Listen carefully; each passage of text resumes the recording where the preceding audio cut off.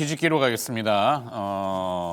알파경제 김종현 이사 늘 자리하셨으니까 오늘도 변함없이 IS의 김태성 본부장도 함께합니다. 어서 오세요. 안녕하십니까. 네, 안녕하세요. 자, 시장 재료가 빨리 등장을 하고 있는데 일단 오라클이 뭐 AI 버블의 중심이긴 합니다만 시간 외 거래에서 5% 지금 오르고 있어요. 이걸 가지고 이제 미국 정부의 간접적인 지원설이 있는데 틱톡 얘기와 붙여가지고 이걸 뭐 어떻게 풀어가는지는 정확히 잘 모르겠어요. 그게 한 가지가 있고 두 번째는 금융위 정책 보고 지금 업무 보고 대통령 업무 보고가 계속 진행 중이잖아요. 금융위 업무 보고에 코스닥 시장의 활성화 방안이라고 해야 될까요, 이거를? 그게 조금 얘기가 있는 것 같습니다. 코스닥 시장이 지금 1.3% 강세, 코스피보다 오히려 선전하고 있다. 두 가지를 일단 먼저 풀고 그다음에 시장 뒤집기 재료로 가야 될 것 같은데요. 혹시 떠오르시는 게 있나? 일단 뭐 코스닥 시장에 대해서는 뭐 지난번에도 한번 말씀드린 적이 있는데 저는 뭐 내년에는 코스닥 시장 좋아질 거라고 보고 있습니다. 다만 현재 편중되어 있는 제약 바이오를 밀어주는 형태로 갈 거냐? 전혀 그렇게 생각하지 않고요. AI 산업을 포함해서 뭐 로봇이라든지 일부 육성할 수 있는 그런 산업들을 VC를 통해서 육성하는 방향이 1차적인 방향이 될 거고 거기에서 좀 될성 부른 떡잎들을 신규로 상장해주는 방향으로 갈 가능성이 높지. 이미 시총이 뭐 몇 조 원 규모로 커져 있는 제약 바이오를 더 밀어줄 가능성은 작다 이렇게 좀 보고 있습니다. 그래서 지금 신성장 동력을 육성하고자 하는 거지 이미 스스로 커버린 제약 바이오도 마찬가지죠. 그러니까 이미 커진 그런 기업들보다는 새롭게 육성될 수 있는 그런 기업들을 밑에서 육성해주는 형태로 지금 정책이 운용될 가능성이 높다라고 보고 있고요. 뭐 일본 같은 경우에도 지금은 안 하지만 BOJ가 과거 한 10년 넘게 꾸준하게 지수 ETF를 사서 끌어올렸잖아요. 그다음에 지금 뭐 연기금 뭐 동원된다 이런 얘기 나오고 있는데 정말 연기금이 동원돼서 코스닥 150을 살까? 저는 뭐 그럴 가능성 거의 없다라고 보고 있기 때문에 신성장 동력을 발굴하고 그와 관련된 기업들을 지원하는 형태로 갈 가능성이 높아서 현재 좀 올라가고 있는 제약바이오의 반등은 뭐 반가운 일이긴 하지만 진짜 그 정책 수혜를 받는 것인가에 대해서는 조금 물음표를 달고 있고 아까 이제 말씀하셨던 오라클 관련 얘기는 뭐 여러 가지 형태로 지원해 주지 않겠습니까? 지금 이따가 얘기 나눌 제네시스 프로젝트와 관련돼서 또 AI를 지금 국가적으로 살리려고 하고 있는데 어떤 한 기업이 문제가 생겨서 주르륵 문제가 생기면 안 되잖아요. 그래서 그렇죠. 간단하게는 뭐 그런 지원책 자체가 계속 얘기가 나오고 있다 이렇게 좀 봐야 될 것 같습니다. 네. 일단 시장이 그것을 믿어주느냐 마느냐 뭐 이게 신뢰 문제일 것 같아요. 국장이라고 하는 국내 증시도 그렇고 해외도 그렇고 혹시 김태성 본부장은 여기에 대한 아이디어? 그러니까 지금 오라클이나 코어웨이브처럼 CDS 프리미엄이 계속 높아지고 있는 기업들에 대한 불확실성이 커지고 있는 거지 않습니까? 네. 그들의 지금 사업 구조를 보면 사실 그들의 돈으로 사업을 하는 것이 아니라 그건 자금 조달 문제. 계속 중간중간에 이제 자금 조달을 통해서 메꿔가는 형태이거든요. 그런데 이게 금리 인하 시기이거나 아니면 자금 조달하는데 문제가 없을 땐 괜찮습니다. 네.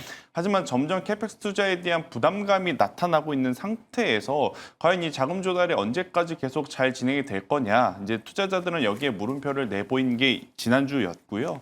그런 상황 속에서 만약 자금 조달에 약간의 병목 현상이라도 발생이 되면 이건 오라클의 문제가 아니라 AI 전반적으로 지금 투심이 약화될 수 있는 요소로 작용이 되다 보니 틱톡 매각을 통해서 만약 자금을 확보한 걸 가지고 이 사업에 투자를 한다라고 하면 그래도 투자자들을 일시적으로 좀 안심시켜줄 수 있는 재료로 사용이 되기 때문에 일단 그러한 뉴스에 반응을 하고 있는 것처럼 보이는데 저는 여러분들에게 한 가지 좀 말씀드리고 싶은 건 오라클과 코어웨이브에 대한 부분을 AI 산업 전체에 확대 해석할 필요는 없지 않겠는가. 마이크론 테크놀로지 숫자를 봤는데 우리가 더 이상 뭘 더 확인을 해야 될 게 있는가 이렇게 좀 생각을 하시면 될 것 같아요. 네. 우리나라 같은 경우에는 결코 삼성전자, SK하이닉스만을 바라보는 것에는 크게 문제는 없겠다. 만약 그들의 이슈 때문에 조정이 나온다면 그건 기회로 보는 것이 더 합리적인 판단이 아니겠는가라는 정리 드리도록 하겠습니다. 오늘 일각에서 제기된 1, 2등이 3등의 추격에 죄송합니다. 3등의 추격에 애달파하고 있다. 이거보다는 1, 2등은 가만히 있겠니? 뭐 3등이 추격해 오면은 거기도 뭐 달리겠지. 이렇게. 그리고 또 하나 이제 우리가 분명히 조금 새겨봐야 될 건 마이크론은 그동안 주가가 실적 발표되기 전까지 좀 급하게 내려왔잖아요. 아, 그렇죠. 며칠간 급하게 내려왔으니까 그거 제자리로 돌린 것에 불과한데 네. 자꾸 하루 올라가서 우리나라 종목이 안 올라가면 뭐 3등이 추격하네, 3등만도 못하네라고 하는 그런 말도 안 되는 얘기를 자꾸 뭐 서사로 삼는데 네. 그 말도 안 되는 얘기죠. 마이크론은 최근에 주정을 많이 받았고 그다음에 전체적으로 밸류에이션도 마이크론이 훨씬 비싼 상황에서 뭐 3등 업체가 기본적으로 캐파의 사이즈가 다른데 하면 뭘 할 수 있겠습니까? 그래서 그가 마이크론이 좋아지는 건 맞지만 1, 2등이 안 좋아지고 3등이 좋아진다는 건 말도 안 되는 얘기고요. 그래서 그동안 주가가 버텼던 뭐 하이닉스하고 삼성전자는 기계적인 수급에 묶여서 오늘도 못 가지만 마이크론도 내일 옵션 만기 때 지금 뭐 당일 옵션이니 그다음에 뭐 미국의 여러 가지 그 파생 상품들이 역대 최대로 쌓여 있는 구간에서 더 폭등할 수도 있고 아니면 내일 의외로 급락할 수도 있죠. 그래서 네. 그런 변동성이 있는 것일 뿐 뭐 3등이 조금 더 잘 나가고 1, 2등은 못 나간다라는 것은 제가 보기엔 그냥 웃고 지나갈 만한 이슈에 불과하다 이렇게 보고 있습니다. 그래요. 항상 DXI를 얘기하지만 DXI, 그러니까 디램 익스체인지의 디램 현물 가격 합산 지수. 이거 설명하기 힘드네. DXI 그러면 이제 다 아시니까 어제도 올랐다. 네, 어제도 올라서 40만 얼마 이게 4 수치는 나중에 말씀드릴게요. 이제 나이가 드니까 눈도 가물가물해갖고. 자, 이제 주제로 넘어가서 오늘 장 뒤집기. 미국의 제2의 맨하튼 계획. 이거 또 뭡니까? 이게 또 뭐 신조어들이 너무 많이 생겨가지고 마샬 플랜까지는 제가 알겠는데 그거 이후에 뭐 아르테미스, 마가, 마스가 뭐 쭉쭉 나오다가 이제는 맨하탄 계획, 제네시스 미션 뭐예요? 맨하탄 계획이란 게. 예. 뭐 맨하탄 계획은 다 아시는 것처럼 예전에 2차 대전 때 결국은 그 핵폭탄 프로젝트를 얘기하는 거 아니겠습니까? 그래요? 전 짤쳐가지고 제가. 아시면서. 네. 근데 어쨌든 중요한 건 그만큼 지금 뭐 중국이 빠르게 여러 가지를 추격해 오니까 특히 신기술과 관련돼서는 뭐 미국의 뭐 준하는 수준이라고 할 수는 없으나 너무 빠른 속도로 추격해 오고 있고 실제로 이제 제조 분야에서는 미국을 앞선 부분이 많기 때문에 그래서 그러한 경쟁을 억누르기 위해서 미국에서 소위 좀 한다는 업체들 다 모여서 네. 지금 뭐 소위 이제 M7 다 모이고 그 외 여러 가지 또 기술을 제공할 수 있는 모든 기업들 다 끌어모아서 인텔과 XAI까지 모인 하나의 이제 거대 AI 프로젝트라고 보셔야 될 것 같습니다. 그래서 이것을 통해서 제조업도 부흥시키고 전체적으로 미국을 한 단계 더 업그레이드 시키겠다. 중국과 아예 차이를 따라오지 못할 만큼 벌리겠다라고 하는 뭐 프로젝트의 이름이라고 봐야 될 텐데요. 소버린 AI의 일환이겠군요. 그렇죠. 우리나라로 치면 이제 소버린 AI. 우리나라도 지금 뭐 우리끼리 어쨌든 슈퍼스타 K를 하고 있는 중 아닙니까? 네네네. 그래서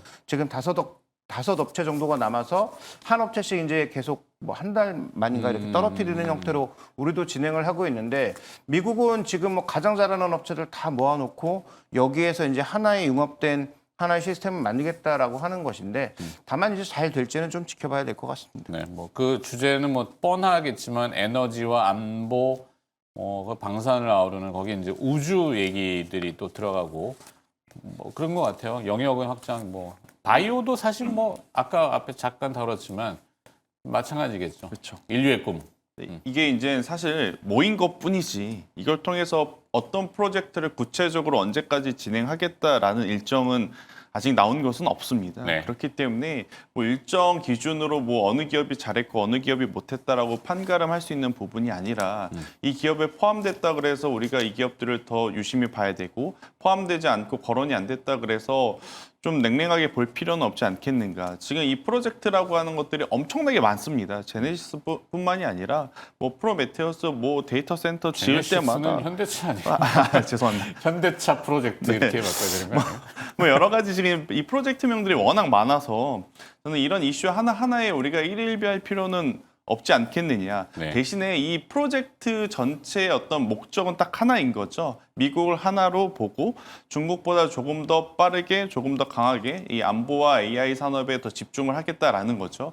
여기에 이제 같이 걸려서 이제 성장하는 쪽이 저는 더 파급 효과가 있을 것 같다라는 생각을 합니다. 대표적으로 오늘 우리나라 증시는 여기서 원전 관련한 힘들이 좀 받고 있는 상황이 있고 그리고 전력 인프라는 더 이상 이야기하지 않더라도 아마 이제 시청자분들이 다들 아실 것 같아요. 그래서 이쪽에 대한 부분은 저는 뭐 여러 가지 대내 이슈 때문에 조정이 나올 때마다 그걸 걱정하실 필요는 없고 기회라고 보시는 게 더 현명한 판단일 수 있겠다라는 의견 드리겠습니다. 자, 그런 의미에서 어차피 이번 주 지나고 다음 주 이제 크리스마스쯤 되면은 분명히 또 꺼내드는 게 온갖 경제 방송이나 뭐 채널에서 나오겠지만 CES일 겁니다. 네. 2026 CES 일정이 제가 알기로는 1월 6일부터 1월 9일이잖아요. 얼마 며칠 안 남았어요. 그러면 거의 뻔한 화두겠지만 여기에는 휴머노이드 아니겠습니까? 예전 같으면은 불과 1, 2년 전에는 모빌리티 이렇게 했는데 모빌리티 이제 갔어요. 간 건 아니고 거기 이제 구시대 유물처럼 그냥 걸어 다니는 거죠. 휴머노이드와 이제 피지컬 AI 뭐 이쪽일 것 같은데 이쪽을 먼저 이제 생각해 본다면은 어떤 방향성을 가지시? 그러니까 이제 현대차 같은 경우에도 이번에 뭐 CES에서 적극적으로 내놓는 그런 이 과제들이 네. 말씀하셨던 로봇과 관련된 부분들, 피지컬 AI와 관련된 부분들, 그래서 휴머노이드도 휴머노이드지만 큰 틀에서 보면 이 피지컬 AI를 축으로 하는 여러 업체들의 기술 경쟁들이 나올 가능성이 좀 높아 보이는 상황이고요.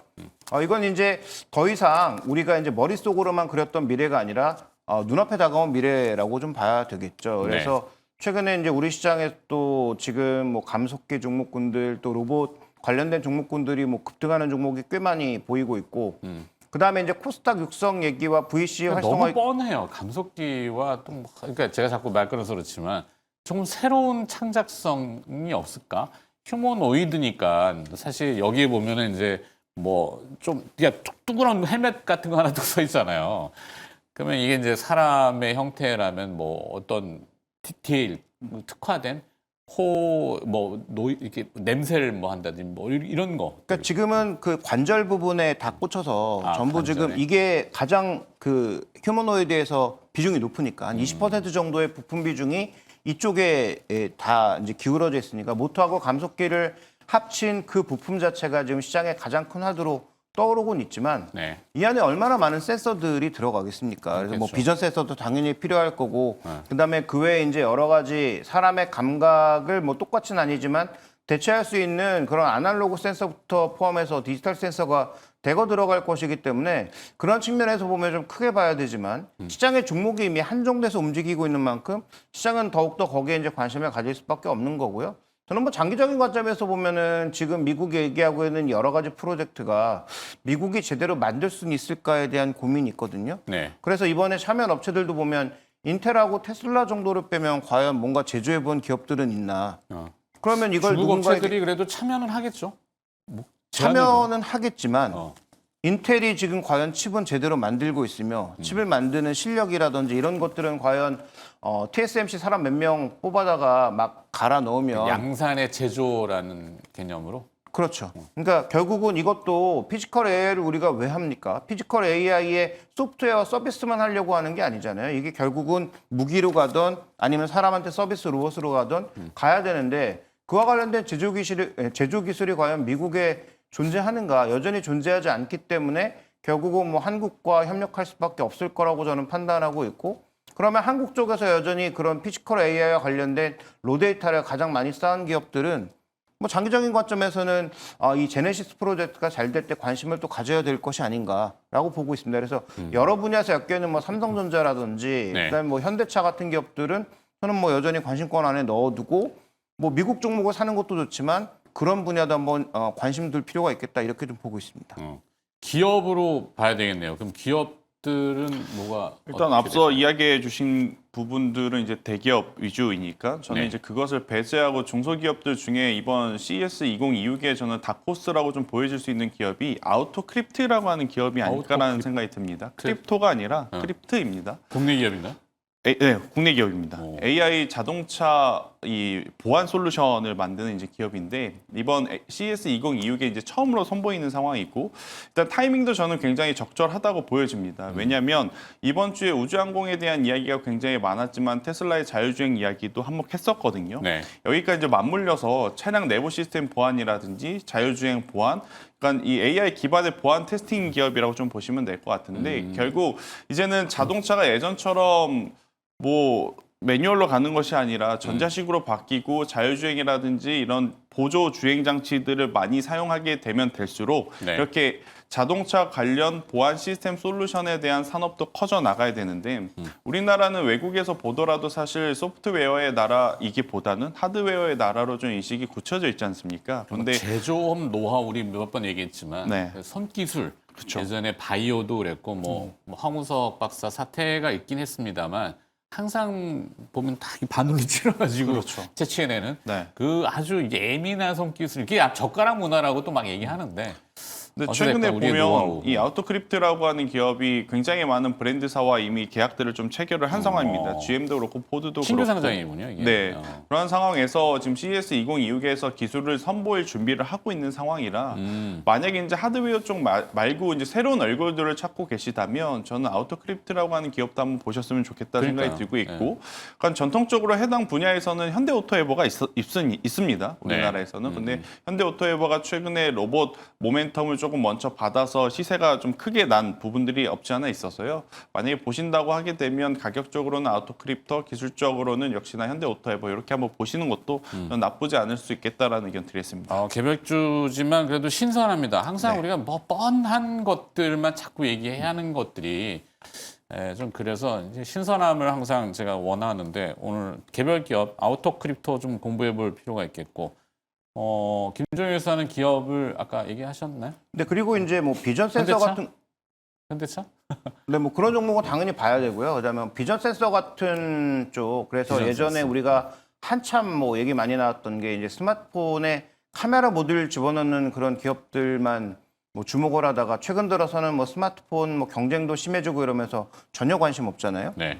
그런데 생각해 보면 뭐 삼성전기, LG노텍을 포함해서 최근에 이런 종목군들이 휴머노이드가 만들어졌을 때 결국 비전 센서는 많이 들어갈 수밖에 없거든요. 그러면 그런 비전 센서를 LG노텍과 삼성전기로 충당할 수 있나? 너무 부족하죠. 그러면 그 외에 이제 세코닉스라든지 뭐 나무가라든지 최근에 움직이고 있는 종목군들도 한번 넓혀서 그런 종목이 실제로 휴머노이드 안에 비전 센서로 들어갈 수 있는지도 한번 체크해 보는 것도 저는 뭐 중요한 포인트가 아닌가 좀 이렇게 보고 있습니다. 그러네요. 항상 뭐 늘 얘기하는 AI의 멀티모달 인터페이스 이렇게 얘기하는데 받아들이고 배출하는 표현의 그 기계적인 언어들 여기도 분명히 관심 대상이 되겠네요. 제가 생각이 좀 많아서 지금 이렇게 하다 보니까 크립토 커런시를 물어보고 싶긴 한데 준비되신 것이 없잖아요 지금. 그래서 그냥 준비된 걸로 우주로 가도록 하겠습니다. 앞에 우주 했거든요 사실. 자 우주 우주는 가야죠. 우리 살아생전 우주 한번 가보겠습니까, 김정일 회사님? 저는 안 가겠습니다. 왜요? 가봐야죠. 저는 별로 이렇게 별로? 네. 그렇죠. 사실 자 우주의 이 우주의 바이오 얘기도 좀 많이 났잖아요. 무중력 상태에서의 어떤 실험들 그리고 또 식량 문제 막 논란들이 많던데 영화 속에 항상 영화를 많이 보면은 힌트들이 많잖아요. 네. 자 우주 민간이 주도한다 뭐 이렇게까지 나왔는데 맞습니까? 민간이 주도? 민간이 주도할 수도 있겠다 정도죠. 아직 우리나라는. 참여 정도죠. 참여. 네. 그러니까 지금 뭐 이너스페이스가 하는 그 프로젝트를 보면 우리는 다 국가 주도로 하다가 그래서 뭐 여러 가지 위성 발사라든지 발사체 이런 것들이 전부 이제 국가 주도에서 쭉 이어오다가 처음에 이제 민간 쪽에서 뭔가 한다고 하니까 관심을 가지고 여러 이제 기업들이 오늘 또 뭐 상승하는 종목들이 있는데 네. 뭐 스페이스X의 이제 상장까지 연결이 되면서 좀 더 이제 스토리는 커지고 있는 것으로 보이는데 뭐 얼마가 누구 투자했네 만에 뭐 이런 얘기 찾고 있더라고요. 그러니까 모이리스 펜텍 투자는 뭐 4천억이 넘게 투자가 되어 있다 뭐 이런 얘기 때문에 뭐 상한가에 들어간 것이고 네. 그래서 뭐 그건 이제 그 문제인 것 같고 여기서 말씀드리고 싶은 핵심 포인트는 우리가 이제 잠재 성장률을 높이려면 우리가 못하는 것을 잘하게 만드는 방법밖에 없지 않겠습니까? 우리나라에 아직 부족한 산업을 빠른 속도로 육성하는 것이 필요한데 저는 뭐 그런 차원에서 사천부터 지금 이 그 여러 가지 발사대가 포함되어 있는 남부 지역을 중심으로 해서